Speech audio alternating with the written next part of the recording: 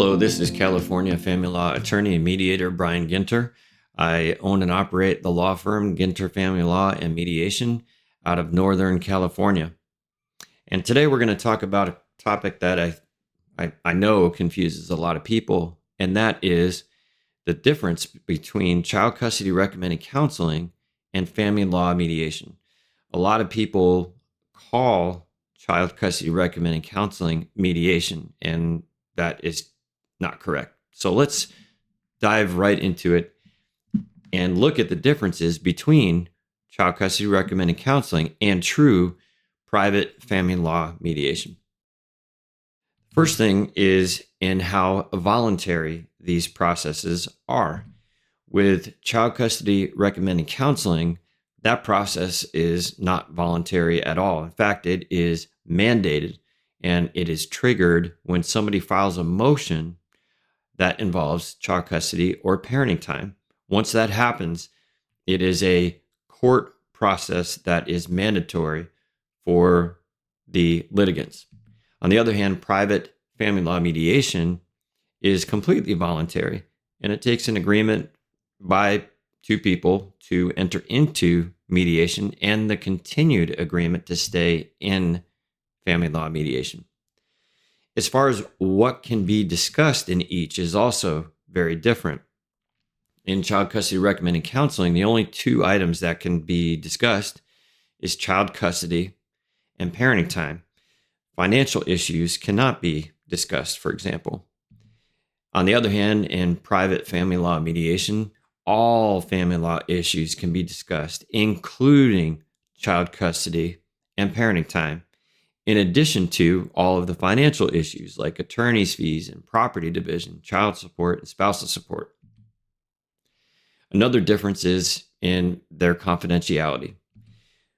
With child custody recommended counseling, there's typically no confidentiality there.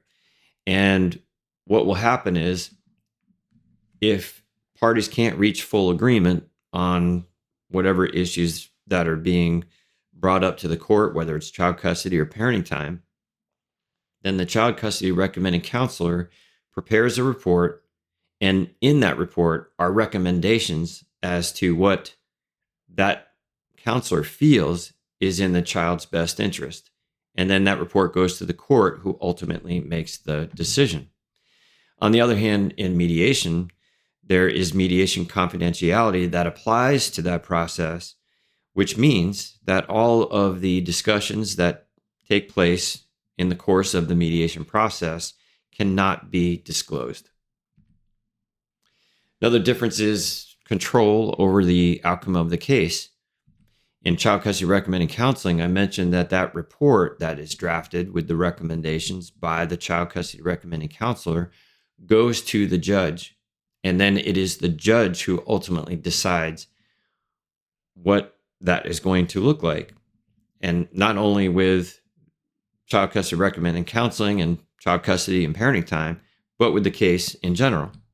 On the other hand, with private family law mediation, the control over the outcome of the case is completely done by the parties. So the agreements that are reached with the assistance of a mediator in mediation ultimately become included into a court order or a judgment from the court.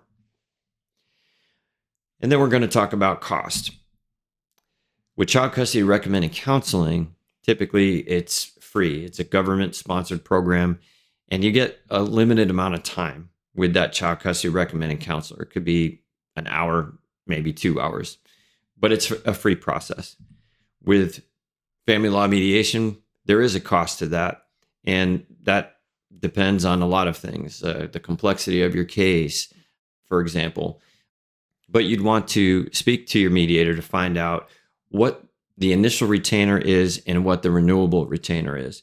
The initial retainer is the amount that would be required upfront to get the process started, and the renewable retainer is an amount that would need to be kept in your retainer account throughout the mediation process. So I can't indicate how much the total case will cost, but there would be a cost to it. And that will do it for the differences between child custody recommended counseling and mediation.